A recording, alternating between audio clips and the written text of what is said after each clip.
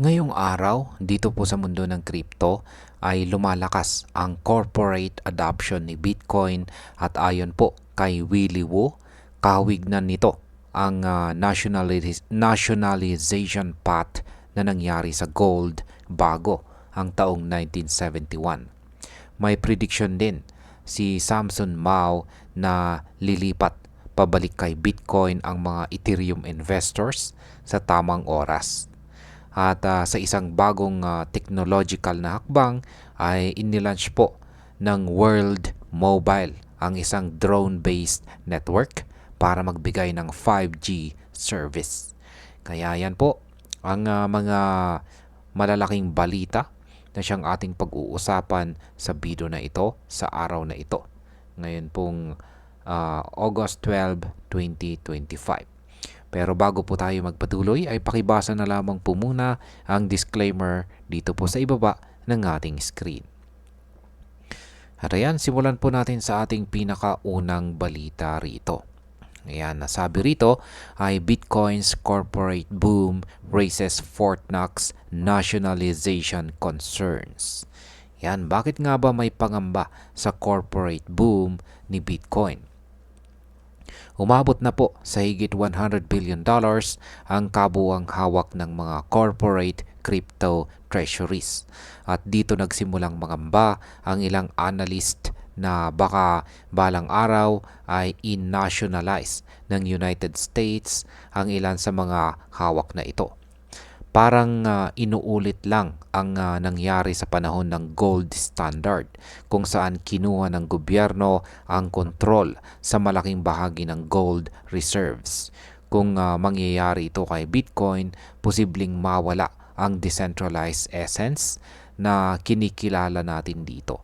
Ang ganitong pangyayari ay maaari pong magdulot ng matinding panic selling sa market at bumagsak ang presyo sa maikling panahon. Gaano naman po kalaki ang hawak ng mga kumpanya kay Bitcoin? Sa pagtatapos po ng buwan ng July ay nasa 791,662 Bitcoin na ang hawak ng mga treasury firms na katumbas po ng humigit kumulang $95 billion. Ito ay halos 3.98% ng kabuuang circulating supply ni Bitcoin. Kapag ganito po kalaki ang hawak ng iilang kumpanya, nagiging mas centralized ang posibleng impluensya sa presyo. Kapag sabay-sabay po nilang ibinenta ang kanilang holdings, posibleng magkaroon po ng malaking pagbaba sa presyo ni Bitcoin. Paano naman po konektado ito sa gold noong taong 1971? Ayon po kay Willy Woo, ang lumalaking corporate holdings ay nagdadala ng bagong centralized vulnerability kay Bitcoin. Maaari itong humantong sa parehong sitwasyon noong 1971 kung saan tinapos po ni US President Richard Nixon ang gold standard. Kung mangyari ito, mawawala po ang kalayaan ni Bitcoin bilang isang decentralized na asset at posibleng magresulta sa pagbagsak ng kumpiyansa or confidence ng mga investors na magtutulak sa pagbaba ng presyo. Ano naman po ang ibig sabihin ng RAG scenario ni Willy Woo? Ayan, paliwanag po ni Woo ay maaring magkaroon ng sitwasyon na katulad ng 1971 kung saan bigla ang babaguhin ng gobyerno ang sistema at kunin ang kontrol sa digital Bitcoin. Kapag nangyari ito, mawawala ang tiwala ng market at magdudulot ito ng matinding volatility sa presyo. Sa ganitong senaryo, makikinabang lamang ang mga may hawak ng malaking bahagi bago po ito mas centralized. Yan. Dito naman po tayo sa ikalawang balita natin dito. Sabi rito ay Ethereum bag holders will rotate back to Bitcoin. Yan, Samson Mao.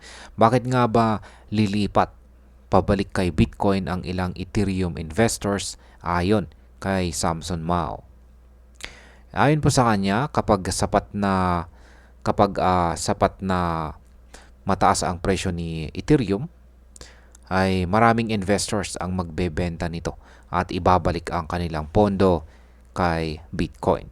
Ang dahilan ay para kunin ang profit at iwasan ang pagiging bag holder kapag bumaba na ulit ang presyo ni Ethereum.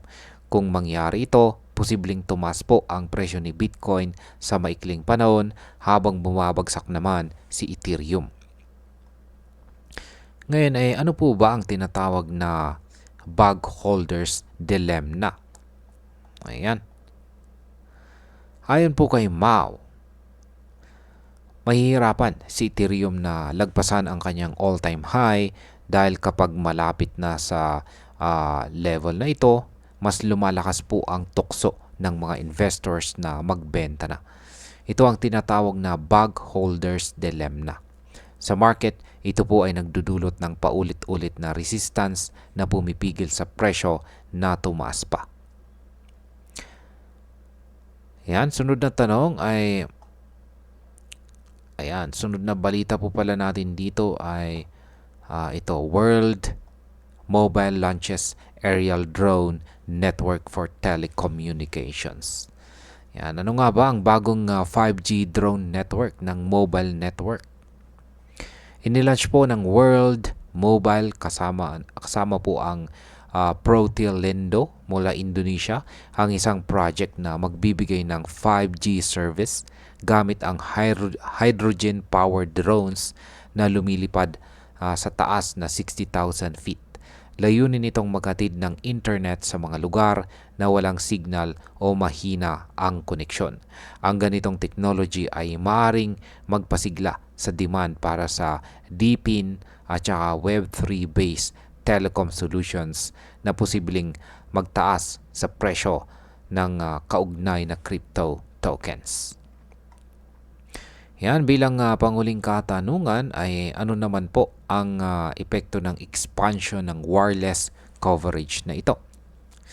Sa pamamagitan ng project na ito ay mas marami po ang magkakaroon ng access sa internet na mahalaga para sa mass adoption ng blockchain at saka Web3. Kapag mas maraming tao po ang nakakagamit ng internet, mas lalaki rin ang potensyal na user base para sa crypto transactions at saka decentralized apps. Sa pangmatagalang panahon, maaari pong magresulta ito sa mas mataas na adoption rate at pag-angat ng presyo ng ilang crypto projects na konektado po sa sektor na ito. At ayan, sa kabuuan ay makikita natin na habang lumalakas po ang position ni Bitcoin sa corporate world, tumataas din ang panganib na mawala ang kanyang decentralization. Ang prediction po ni Samson Mao ay nagbibigay ng ideya kung paano po gumagalaw ang kapital sa pagitan ng malalaking crypto tulad ni Ethereum at Bitcoin.